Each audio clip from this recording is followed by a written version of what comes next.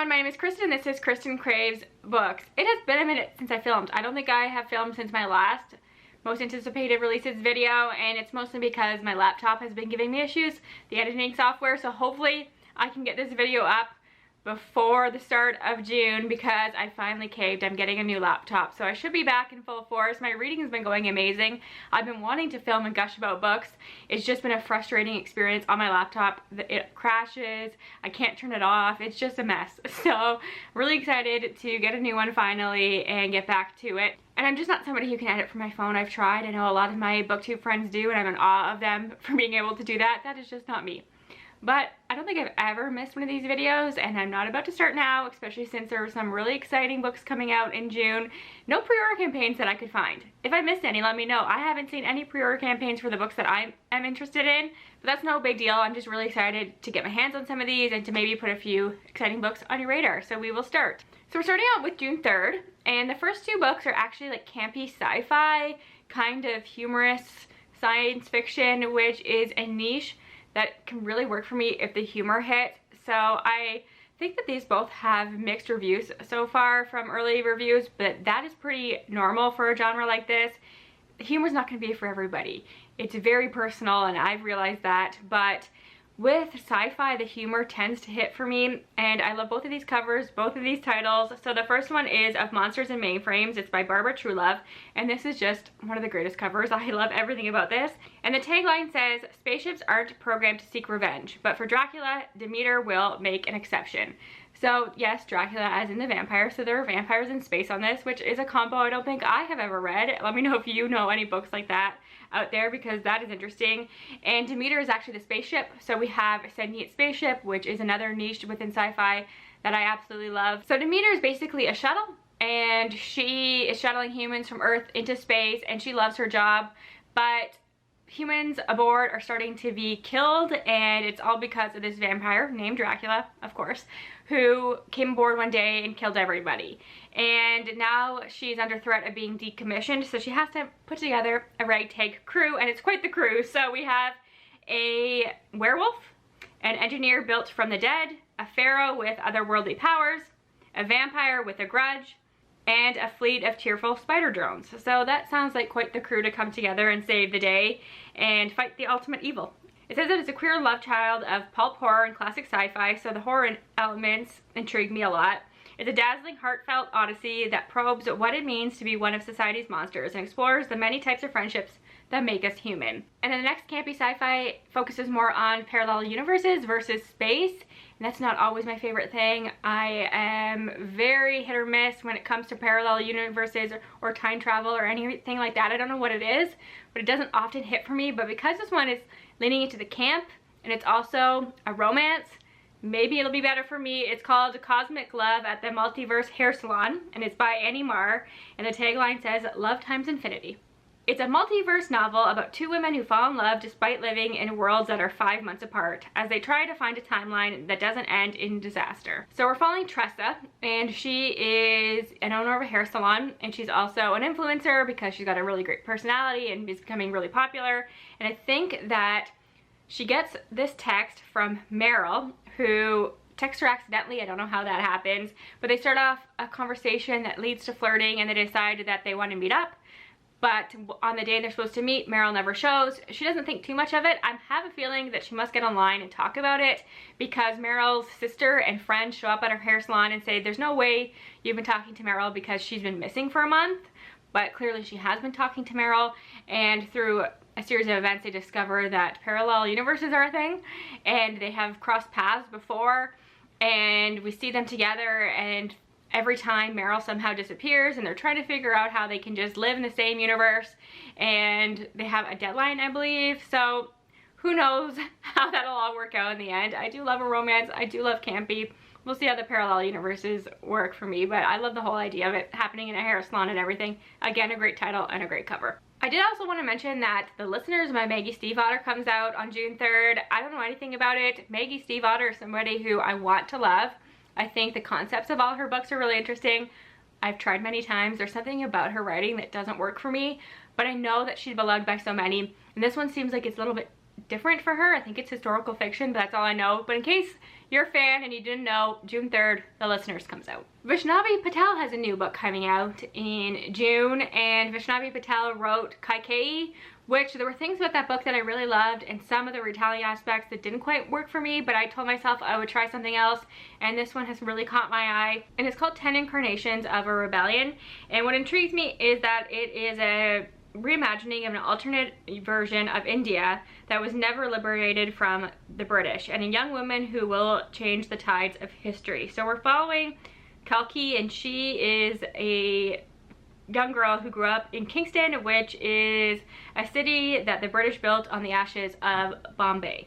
And the older generation has all disappeared because there have been hunts for rebels, and the younger generation of men are being sent to war, and they're never seen again. They don't come home, and people within the city are fighting one another instead of going after their oppressors.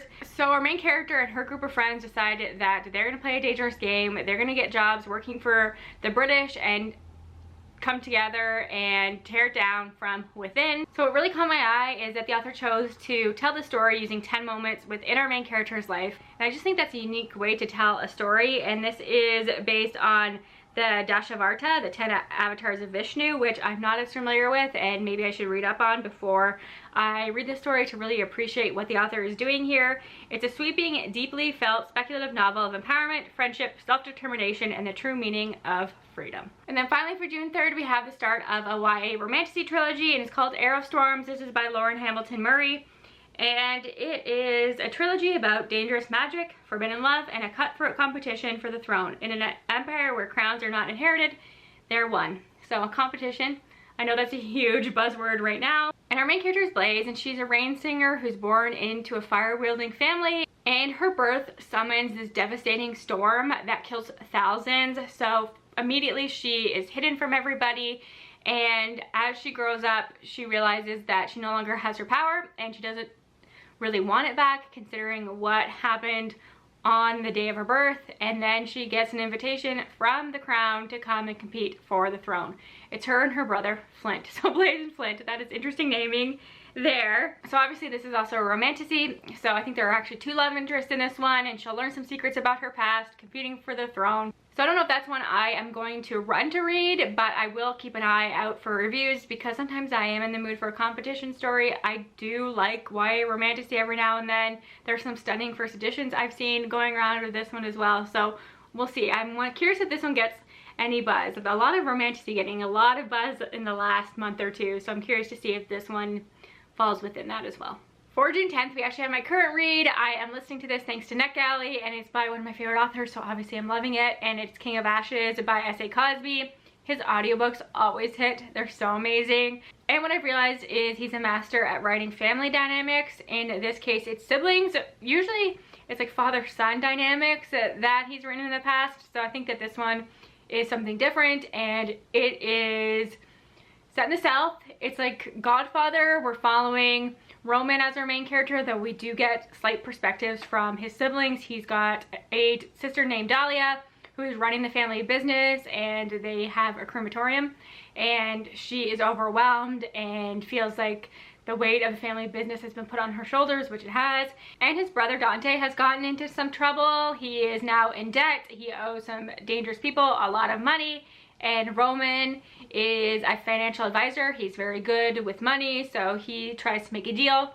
Doesn't go quite as well as he had hoped, and that's where I am in the story. There's also some family secrets that are going to be revealed. Their mother went missing when they were kids, and it became the gossip of this small town they are part of, and everybody thinks that their father did it.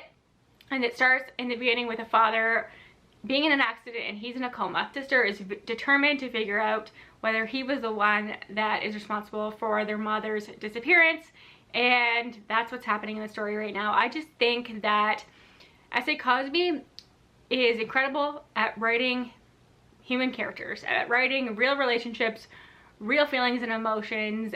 I am not always into the Godfather vibes, but because it's S.A. Cosby, it's surprisingly working for me. I don't know that this is something that I would pick up by anybody else, but I trust him and I'm having an excellent time with it. I think it's so well done. I'm about 60% of the way through now, so I will give you my full thoughts on that one once I finish. But it's one of those ones I actually don't want to finish. I'm just having such a good time with the whole experience of listening to it. And in the same vein as Maggie Stiefvater, V. Schwab has a new book coming out, and those are the two authors who I have tried time and time again. I think they have such great ideas. I understand why people love them so much, but something about their books never really grabs me. I just have never loved anything by them, but I always love the ideas, so I keep trying them. And this one has vampires, and it's called Bury Our Bones in the Midnight Soil, and I think that's pretty different for V. Schwab, and I don't want to fall victim into what I do every time, where I get so hyped on her premises, but then I don't actually love them. But it's kind of happening. It's kind of, I'm trying to resist. I'm gonna wait for reviews, even though the reviews for her books are always good. I don't know what it is, but if you are a V. Schwab fan, this is very exciting. It's set in 3 timelines, 1532, 1827, and 2019. And one is a story about hunger, a story about love, a story about rage. This is a story about life, how it ends, and how it starts. So again, one I just wanted to put on your radar in case you missed it, because I don't think I've seen this is around as much as I thought I would, given that V. Schwab is such a beloved author. Alicia Thompson has a new romance coming out. She wrote Love in the Time of Serial Killers, which I know is not everybody's favorite, but I had a good time with, and this one is called The Never Been Ship. And I like the idea of a romance set on a ship, and I do like a musician. I do like reading about a musician. I know that's not everybody's cup of tea, but it always hits for me. And it says a band reunion may be enough to change 2 musicians' tune on love. Of course, we had to have a pun in there. So we're following Micah, and when she was a teenager, her and her band joined this popular TV show. They really blew up and became famous, but then they had a breakup before their sophomore novel even came out. And it says that the band's reuniting for one more performance on a themed cruise, and Micah's determined to learn from her past mistakes. No losing herself in the music, and no losing her heart along the way. So it's a second chance romance. John is a love interest. He's been pining over Micah this entire time, and he's hoping that this reunion will bring them back together. It says Micah can't help but see John with brand new eyes, and John's feelings only intensify as the discordant band's tensions grow to a breaking point. With 5 days at sea, there's a ticking clock on anything that might develop between them, and they'll have to decide if their relationship is destined to be more than a one-hit wonder. Then we have another fantasy romance. I really love this cover. It's called A Dance of Lives by Britney Arena. It says it's a debut, and it is filled with hope after heartbreak, secrets, and betrayal, as a dancer turned spy must decide how far she will go to secure her freedom. My protector is gone, revealed to be a monster, but I remind myself that I am not a damsel. I am no princess bound within a tower. I am a shadow. We're following Vasali, and she used to be a dancer within the king's court, but then he frames her for a murder, and she's imprisoned for 2 years until he comes to her and offers her a deal where she can be a spy for 6 weeks during this royal gathering, and then he will give her her freedom. So she realizes that this is not a simple task. The king's orders grow more bloody, and she has to betray those around her, and she is trying to get out of this situation, and she seeks help from the king's brother, who is his biggest rival, and I'm assuming they have some kind of a romance, and that more and more tension happens and secrets from her past come out, and you know how this is all gonna go, but I am down for it. I think this sounds like a good time to me. Kate Elliott has a new book coming out. It's called The Witch Road. Now, you tell me, Kate Elliott, who I've read something from in the past and really liked and have been meaning to read from for ages. I have a couple of her books on my TBR shelf. She's got an extensive backlist. I just think she's a fantasy author who I'm going to like. You throw the word witch into the title,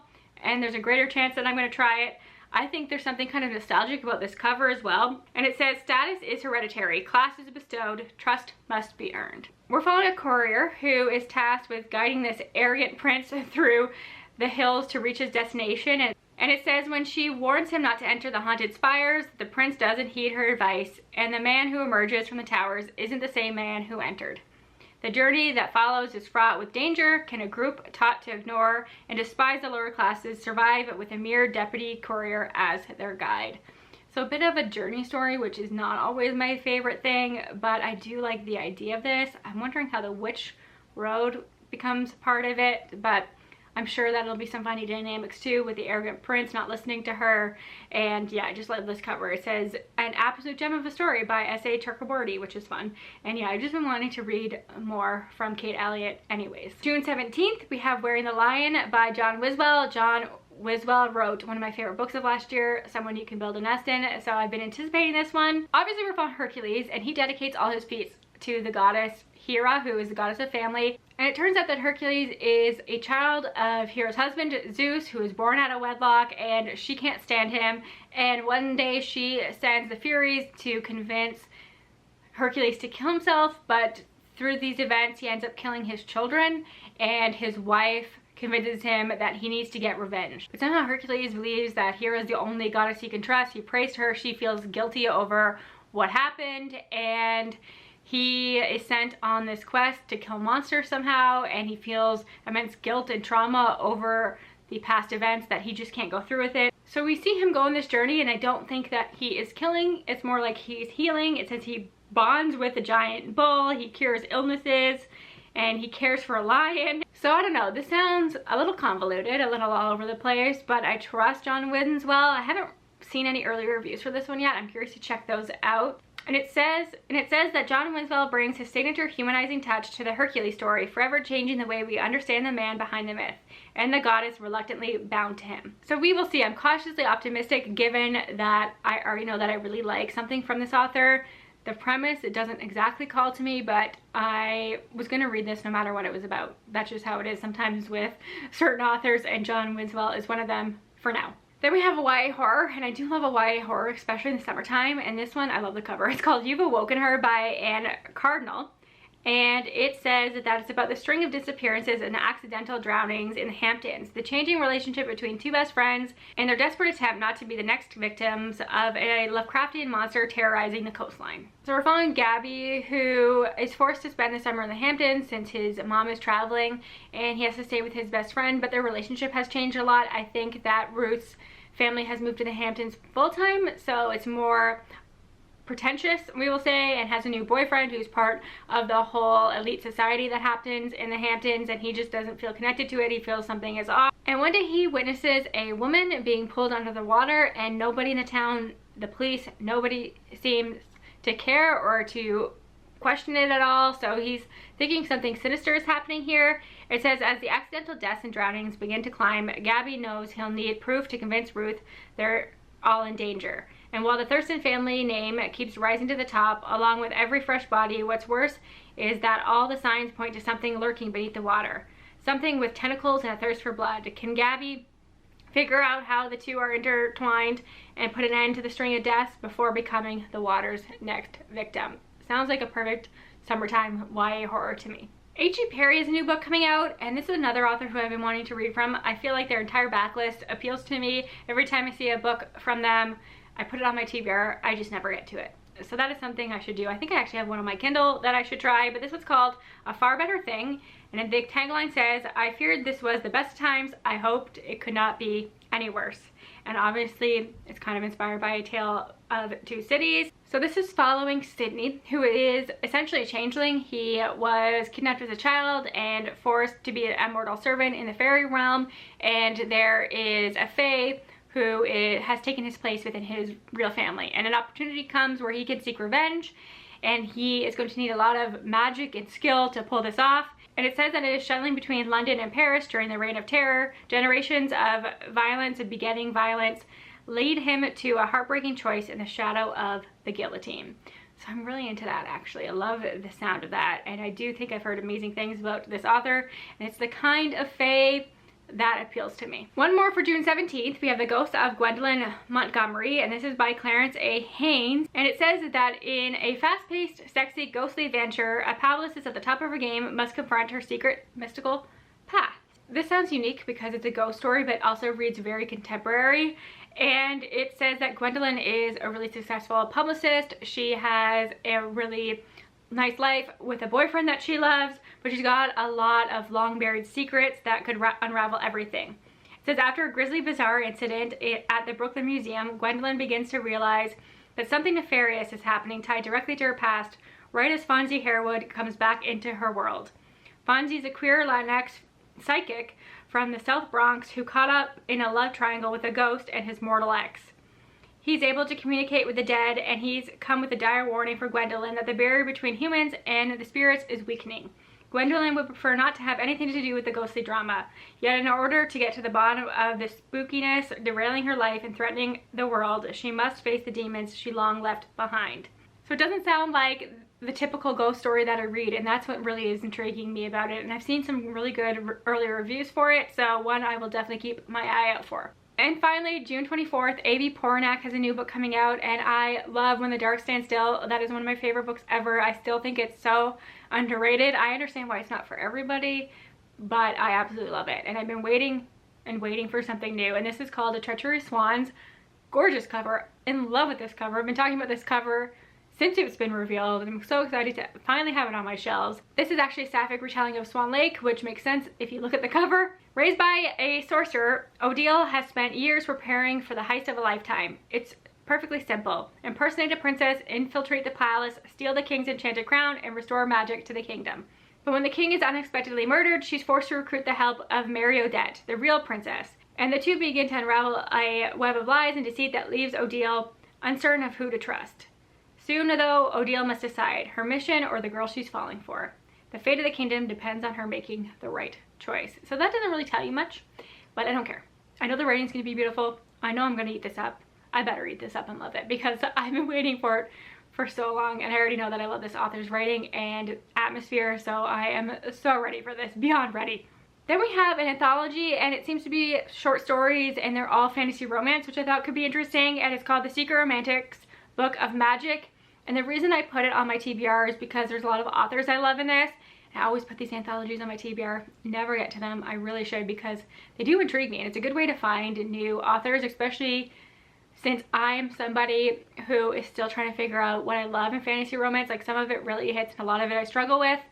So this has Olivia Blake, A.G. Slater, Tasha Suri, one of my favorites of all time, Catherine Arden, another all-time favorite, Kelly Armstrong, who's from my hometown, and I have some of her books, and I have yet to read anything by her, so what kind of local am I? I'm not supporting somebody from my own town. I keep meaning to do that, but I've heard good things about her stuff. So those are all authors that I love or have on my radar. It says enemies become lovers, rivalries turn into romance, and convenient marriages create true love stories. There's 12 stories in here. So there's academic rival stories in here, monster slayers, ghostly ballrooms and dragons, princesses. So it gives you a bit of everything, and it is one that I do want to try. I always say this, but Tasha Suri's in there. Catherine Arden's in there. I need to read this. I need anything by them. So definitely one I'm going to check out. Maybe the audiobook will be good. Maybe it'll be a good thing to get on my Kindle and read one story a night. We will see. And finally, we're ending with what looks like a cute contemporary romance, and this is called Bed and Breakup by Susie Demond. And it says two exes reunite to fix and sell a vacant bed and breakfast that destroyed their marriage. Can they find a way to give the antique inn and themselves a better future? Second chance romance.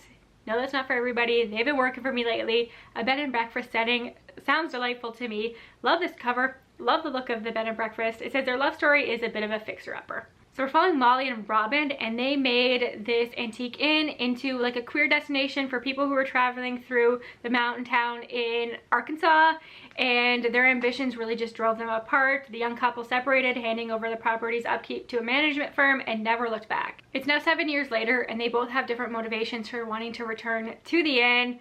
Molly is an artist, and she's been commissioned to do a piece in the area, so she needs a place to stay. Robin is a celebrity chef, but she's recently lost her job and she's just looking for somewhere to land. And neither of them wants the other one there, so they start to do things and prank each other to scare the other one off, and maybe some feelings start to develop again. And I just think this sounds like fun to me. Not a lot of contemporary romance on my list for this month, so it's nice to end on one because I've really been in a contemporary romance mood lately, and this looks like a fun one, and I just love everything about the cover. Love anything set in an inn. It's giving Gilmore Girls, and though Gilmore Girls is not my favorite these days, I used to love Gilmore Girls, but it's a hard to rewatch these days for me for some reason. I do love the vibes of it. So looking forward to all of these. Actually, let me know if I missed any. Let me know if I missed any pre-order campaigns, if you've read any of these already, which ones you've pre-ordered already. I'd love to know all the things. I hope you have a fantastic reading month in June, July, and August. That's like when I really thrive with my reading. It brings me so much joy to read outside. We finally have sun. I'm so happy about it. So I will talk to y'all soon, hopefully sooner than I have been because my laptop's coming. So hopefully I will be back and editing videos successfully, and you will see this face again soon. So thank you for all your support. I'll talk to y'all soon. Bye for now.